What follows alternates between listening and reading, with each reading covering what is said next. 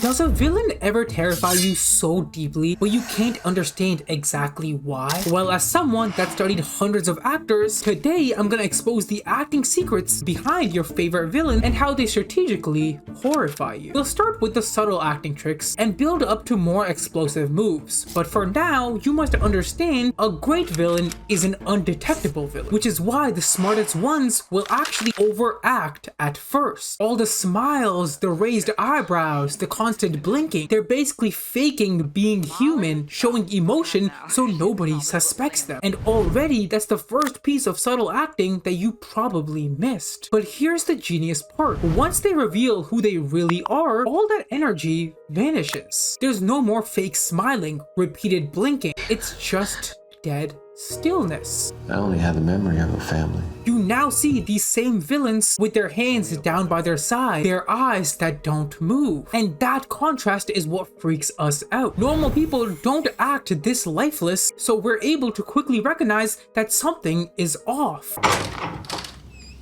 Hey guys! Are you noticing anything similar here? Do you see how every villain has their hands directly by their side, lifelessly just there? Most villains are genuine psychopaths, so they don't feel the same anxiety, the same social pressure as us, which allows them to behave in this careless manner, which is also why you'll occasionally see villains glancing for just a little too long. Don't understand the fact this is an uncomforting thing to do. In fact, there's some scenes where you can see the acting difference. Get out of my house. The killer will stare at you with this haunting confidence, and miraculously you'll see the opposing person struggling to look back as calmly. It's a great visual that once again shows us these villains aren't feeling any pressure because they simply lack that part of emotion. From an acting point of view, think about how artificially calm an actor has to be on set if they want to play a character like this. It's a talent that no one really discusses. But what if I now completely blow your minds? Before we move on from this section, I want to show you a fascinating scene where the villain goes from that earlier fake expression into his dark nature in the exact same scene. The talented Eddie Redmayne is playing a character who's pretending to be in grief. In reality, he is one of the best hitmen the world has ever seen. He's arrived at this counselor's office to gain some insight to their company. So you'll notice at first, he speaks with this counselor with a ton of emotion. We're seeing him move his hands a ton, act all fidgety. That is, until we get to one particular moment. He asks the woman to close the blinds, and you see this movement in the eyes, the rapid blinking. Then, all of a sudden, you see it stop in real time. Everything starts to slow down, and then he looks up in this haunting way. It's amazing. I don't have to explain it, but you can see that there is a switch in his character. And it's fascinating how the character has portrayed his villainous side by simply changing the tempo of his acting, entering that slower realm of movement that most of these villains have. It's genuinely insane how such a small difference can turn a grieving old man into something truly horrific. But with that being said, this trick is nowhere near as impressive as the next acting trick behind the best villains, one that requires even more patience. You guys want to know what makes a villain even more terrifying? Intelligence. Smarter people just feel more sinister because they are capable of doing more, which is why you might not have noticed this, but the best villains are great at looking insightful. You mind if I have a look around?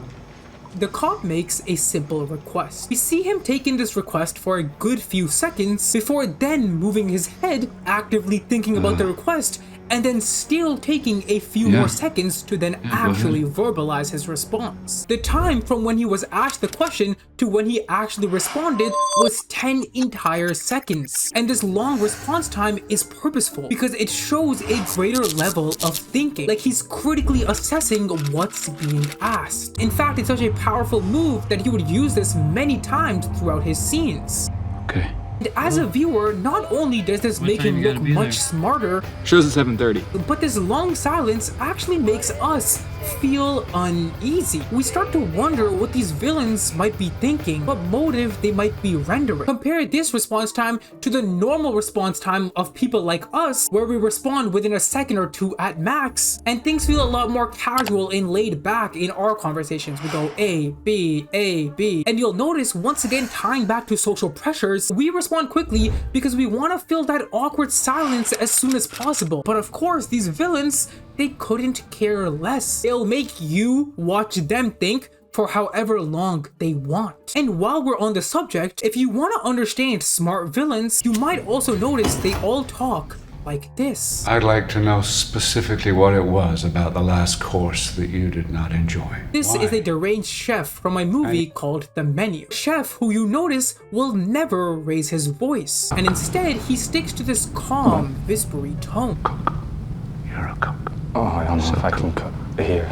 Cook. Now? Cook. It's so creepy the very calm way he told this man to repeatedly cook. It felt off because of how unhuman it is. It instantly made him feel a lot more terrifying, but also a lot more in control. It's like he'll talk to you so calmly because he knows he controls you. He will command you however he pleases. This unusual way of speaking completely breaks social constructs, which is why it feels so off. But next, I want to take you guys on a date because the man sitting across from you also has a very unusual way of talking. I like the dark makeup on your eyes. I also like the way you smell. Complimenting someone with a straight face is terrifying. What's more terrifying is the return of this calm speech. I bet you're beautiful any time of the day. This man is providing sweet compliments, but his vocals have nothing in them. It feels like ChatGPT's first time speaking out loud. Just like the chef, this man also isn't emotionally pulled by anything. He'll speak his mind in the exact same tone no matter the circumstance. Whether it's him threatening someone, I'm not fucking interested. Negotiating with someone, Including a suburban housewife. flirting with someone. I bet you're beautiful any time of the day. The key pattern is these villains remain under control at all times. Maintaining that level of consistency is such a hard task, and that level of self-discipline is truly worrying. So what happens if we now leave the subtleties behind and talk about the villains with less control? I mean, you now clearly understand the acting behind the intelligent villains, but what about the ones that are outright impulsive? Well, these type of villains have a very different task of keeping us on our toes. Would you like to come in? How long do you plan to be?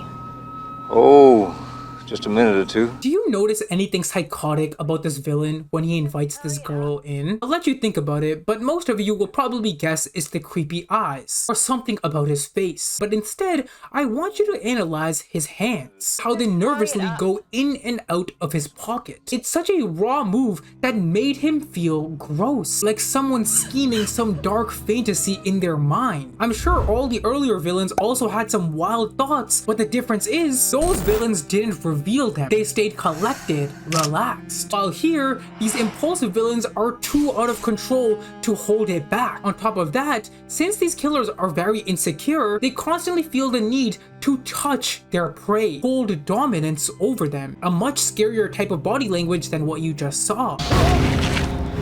Mike!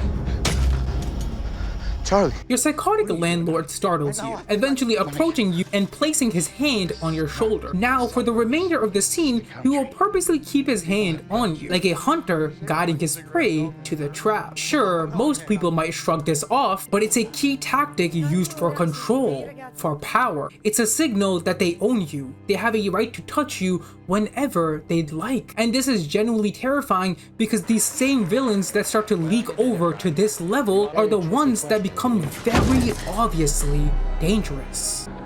Get your fucking hand off my car. You've seen the subtle tricks, you've seen the cracks in the mask, so now let's turn up to the highest gear. Since villains spend so much time holding back, being reserved, when they finally let loose, their outburst is so much more intense than anything you've ever witnessed. So see the same man that once remained calm turn into this. I can't! I can't! I can't! I can't! I can't! I can't! I can't! I can't! I can't! I can't! I can't! I can't! I can't! I can't! The repeated rage, the agitation in his face, the wild movements. These villains have been holding secrets back for years.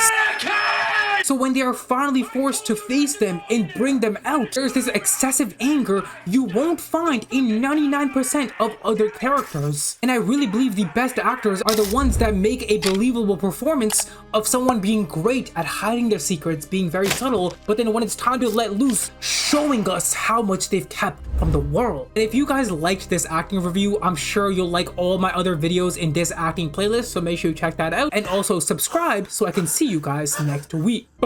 Deuces, ciao!